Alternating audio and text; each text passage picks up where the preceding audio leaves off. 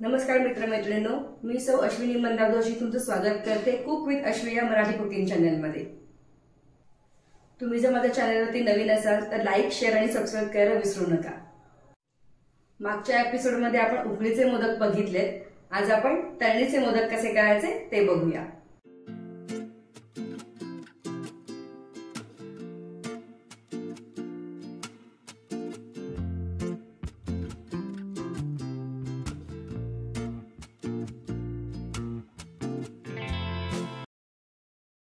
आणि त्यासाठी लागणारे साहित्य आहे 1 कप कणिक, पाऊण कप गूळ, 1 कप आपल्याला लागणार आहे ओलं खोबरं, तेल, मीठ, तूप, रवा, खसखस, वेलदोड्याची पूड आणि थोडेसे ड्रायफ्रुट्स।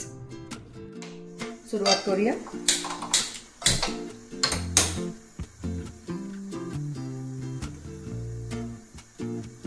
एक चमचा तूप घालूया आपण आधी। तूप तापलं आपण आधी खोबरं थोडंसं परतून घेऊया 1-3-4 मिनिटं। खोबऱ्यातला ओलावा कमी झाला की आपण त्याच्यामध्ये गूळ घालायचा। खोबरं असं बऱ्यापैकी भाजून झालं की त्याच्यामध्ये आपण गूळ घालायचा। गूळ तुमच्या आवडीनुसार घाला, कमी जास्त गोड आवडत असतं प्रत्येकाला। हे आता आपण नीट मिक्स करून घेऊया। मंद आचेवरतीच परतायचंय, गॅस फास्ट नाही करायचा। त्यावेळी गूळ वितळला की आपल्याला त्याच्यामध्ये भाजलेली खसखस घालायची आहे, 1 चमचा पुरेशी।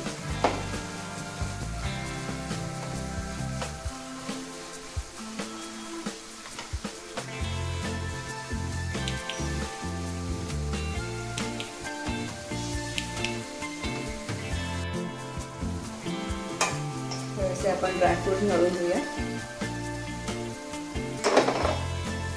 ड्रायफ्रुट्स पूर्ण ऑप्शनल आहेत, तुम्ही तुमच्या आवडीप्रमाणे घाला। आपलं हे गुळचूर्ण तयार आहे।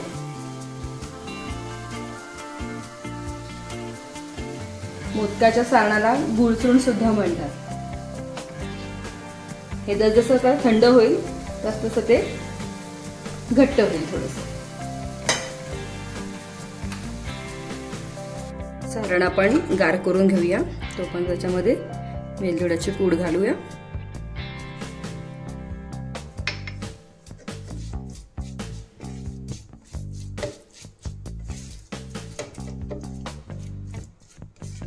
आपण आता सारण काढून घेऊया आपल्या मगाच्या गुळाच्याच वाटीमध्ये।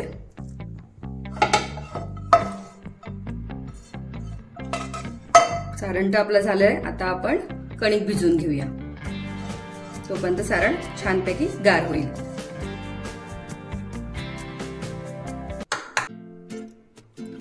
मोदकाच्या पाईसाठी आपण कणिक भिजवूया। 1 कप कणिक घेतलं इथे, 1-2 चमचे रवा घालूया, चिमूटभर मीठ आणि उरलेला 1 चमचा तूप घालून टाकूया। आपण हे सगळं छान मिक्स करून घेऊया।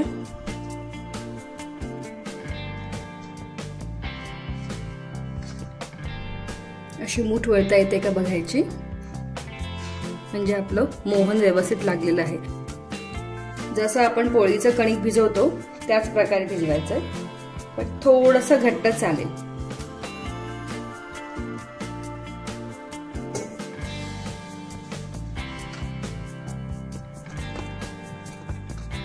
साधारण एवढा घट्ट असा भिजवून, थोडासा तेलाचा हात आपण लावून पुन्हा मळून घ्यायचंय।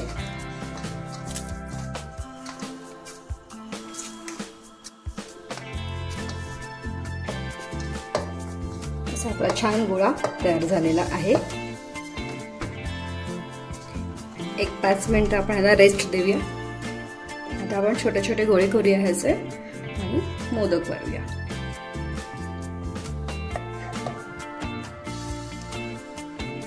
छोटा गोळा आपण पिठात बुडवून घ्यायचा आणि उकडीच्या मोदकाप्रमाणेच आपल्याला तो वळून घ्यायचा।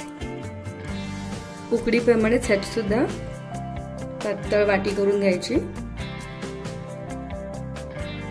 आणि मंद आचेवर आपण हे तळून घ्यायचं.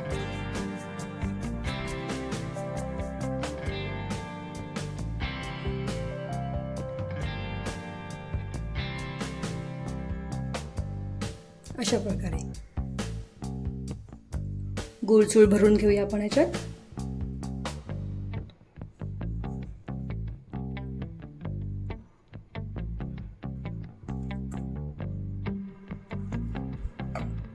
आणि आपली कळ्या पाडून घेऊया.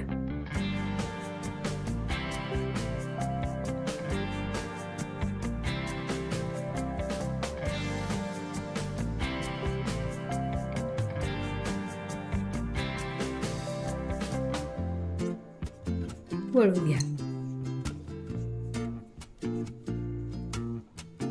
जरा वर उचलून घ्यायचा.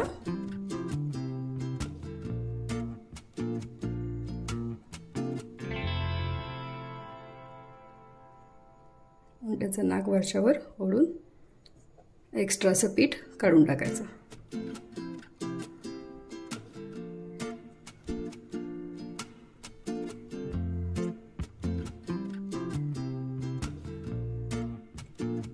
आपले 5 मोदक वळून झालेले आहेत. आता आपण तेल तापवायला ठेवूया. तेल गरम होईपर्यंत आपण अजून एक मोदक वळून घेऊया.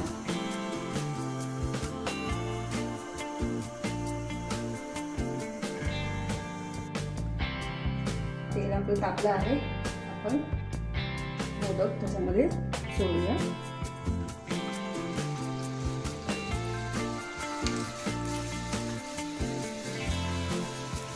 मोदक सारखं त्याच्यात तेल उडवत राहायचंय. कारण की वरती जिथे नाकाचा भाग असतो त्याचे थोडं जाड होतं, ते पण तळून नीट झालं पाहिजे.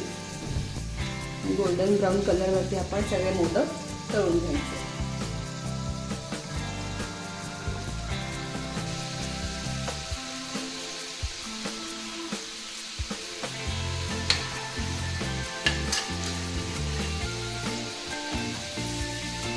चारी बाजूने तळून घ्यायचं. इथे पाठे करून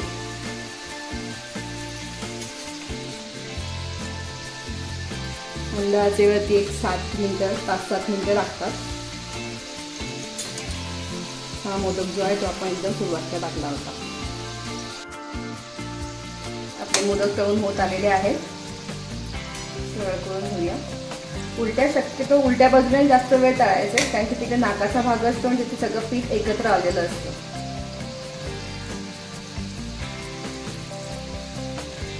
बऱ्यापैकी तरंगायला लागले की समजून जायचं की आपले मोदक झालेले आहेत.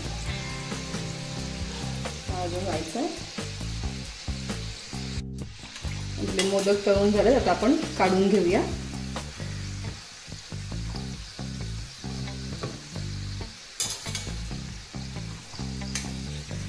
मंद आचेवरच तळायचे आहेत.